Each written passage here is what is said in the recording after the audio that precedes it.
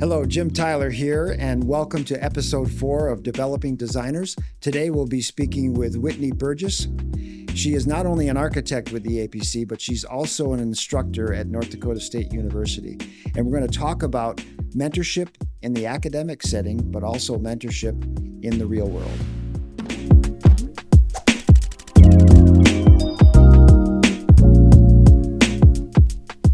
So Whitney, I understand that you teach a class at North Dakota State University. Yes, I have an architecture studio class, which is kind of like a lab. So I assist them through their design projects. I've been doing that for a few years now. The group that I have right now is in their second year in the architecture program, but I've switched in between second and third year. Why do you invest time mentoring new designers? Well, I think it's important, first of all, to help guide them into the profession, into their introduction to the profession. Work-wise, in school, they don't always learn all the ins and outs of working at an architecture firm. So I think it's important to have that mentor when they graduate and to help them navigate the real life world of architecture, which is quite different from school.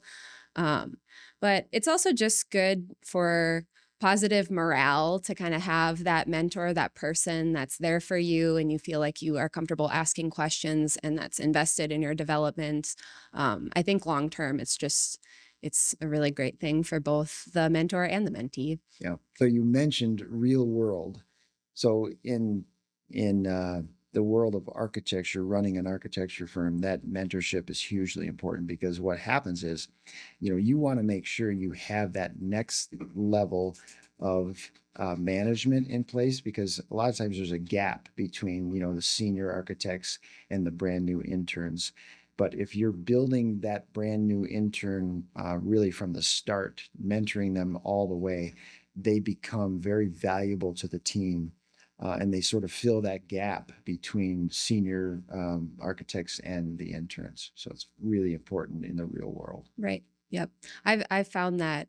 I think it's even happened with me a little bit. The further you are away from school, the kind of further you are away to relate to those experiences. You kind of forget what it's like to be that new person right out of school, and that they don't know yet what they don't know. And to kind of be that gap bridger. Yeah, for sure. So the difference between mentorship and management, how would you describe that? I think what comes to mind right away is management is very, it seems very kind of cut and dry, the word of it. It's rigid. Rigid. Yeah. It's managing people. It's getting things done.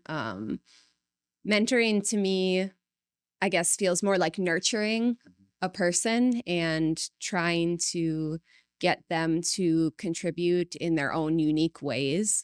That's what I would So say. it's interesting, because the thing I love about what I do is really getting to know the people at EAPC. And I think that's really, to me, the difference. You can manage being very rigid, but to mentor someone, you really need to sort of dive in and get to know the person and what their strengths and weaknesses are, how they communicate, if they're an introvert or an extrovert. So I think that's a big difference. You really get to know somebody when you're mentoring them. Yeah. And I think there really is a place for everyone, all different types of personalities. We need quiet people. We need louder people. How are we kind of working to help them find their niche and their place that they are comfortable, but can also grow in. Exactly. Everyone's valuable, no matter what their personality and skill set.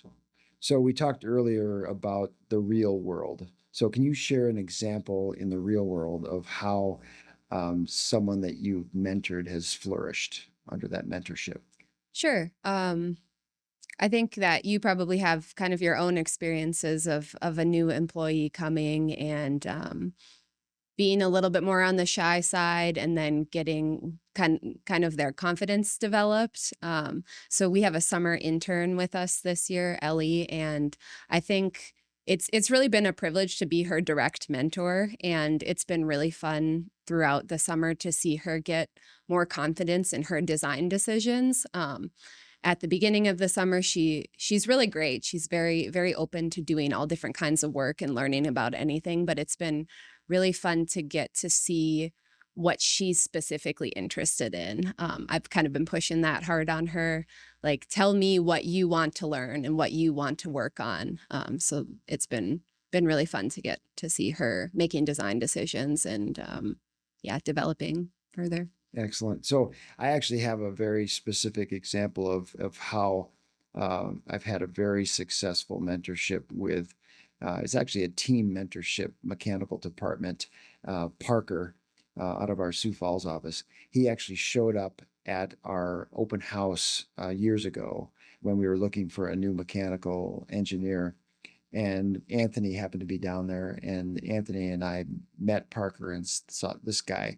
We don't care if he doesn't have any HVAC experience. He's mature, he's outgoing, and he worked for a sign company, I believe it was Daktronics, and no HVAC experience. But we took a chance and we said, this is what we like to do with you, Parker. We would like you to relocate to Fargo. And his wife was a nurse, so she could move anywhere, and just be mentored and learn the business, and then go back to Sioux Falls when we think you're ready. And he said, I'll talk to my wife. And they decided to do it. He worked up here, I don't know if it was 2 or 3 years, but got the experience he needed under the mentorship here of Anthony and Tyler, and moved back to Sioux Falls 3 years later. And now he's office manager and just an excellent mechanical engineer. So it really pays off when you have a great mentorship relationship. Yeah, I think a little bit along the lines of that too. It's not always about the experience, but about knowing the right fit and kind of just taking, yeah, I like that, taking a chance on someone, knowing someone who would be a good fit. Sure. So we talked earlier about a person's personality, and everyone's valuable. How do you tailor that mentorship to that different personality? Sure. So I've taught a lot of students in my career teaching, and they're all very different from one another. I've had a lot of different personality types and people from all over the world. So all very different personal experiences and lives and things like that. What I like to do is try my best to connect with them on a personal level, to kind of get to understand what they respond to and how I can be of assistance with them, ask a lot of questions, get to know them, and learn their learning styles, but also just I think being able to get to know someone on a personal level with anyone is helpful for working with them and being a team. So, It's interesting. It's almost like I talk about in business development. You really need to understand the client, like who you're talking to, and kind of start a conversation. So getting to know someone on a personal level is so important in not just mentorship, but other aspects of this business. Yep. And when I'm working one-on-one with a student or someone at work here, kind of just asking a lot of questions about how they like to receive feedback and how they like to interact with a mentor. Do you want to meet once a week? Is that helpful? Do you want to meet once every couple weeks? Do you like to be left alone and then check in? Do you like regular kind of check-ins, things like that? So just kind of. It's interesting because the same thing applies. I talk about it in my business development talks. It's you need to ask the client. It's like, how often do you want us to connect? Some are like, hey, I'd like to hear from you, every 2 weeks, Jim. And then others are like, Jim, honestly, every 6 months would be great. Yeah. Just depends. Yeah. And I think back to my own personal experiences and my personality. I like to have someone ask that question because I'm maybe not the most comfortable. I am now, but maybe wasn't back when I was younger, asking, hey, can we meet? Hey, can we talk? So I like that, to try to offer that to them, to be the person to offer, like, I am available every day if you want to meet. I am available once a week if you want to meet, but just kind of thinking about how I used to feel when I was younger. So how long have you been doing this class? I think my first semester was in 2022. Yeah. Okay. So in those 3 years, how has your mentorship changed? Like, what have you learned during that process? I have learned a lot. I've learned a lot about how to interact with other people. I've also learned a lot about myself. I think what has changed is I've started to get comfortable in my own mentorship style and not. When I started out, I've really felt like I kind of being a good mentor and being a good teacher was being available all the time, or was giving them all of the answers, or trying to help as much as I could. But the more that I've done it, I feel like I'm in a good spot and comfortable helping them get to the answer on their own.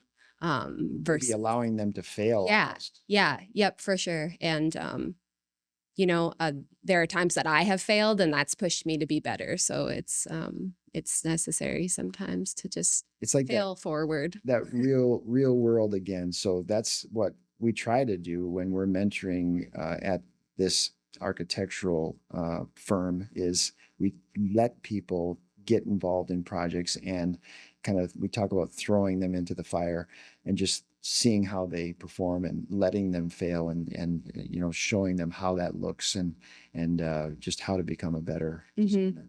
Yeah, I remember a couple of years ago, who I would consider my mentor, Phil, just looked at me and said, "You're gonna mess up. It's inevitable. It's like you need to stop worrying about making the wrong decision, because you're probably going to, and you are going to, and it's going to be okay." And so I kind of have taken that into my mentorship style, where I will tell them right out, or I will say, "I made a mistake on this project one time, and this is how it turned out. So next time I think about it this way." And had I not made that mistake, I wouldn't have known to always make sure that I do this thing. Yeah. So when, let's say you have a new hire at EAPC that you're working with, how would you coach them to sort of accept that mentoring? Like, what should they do? Um,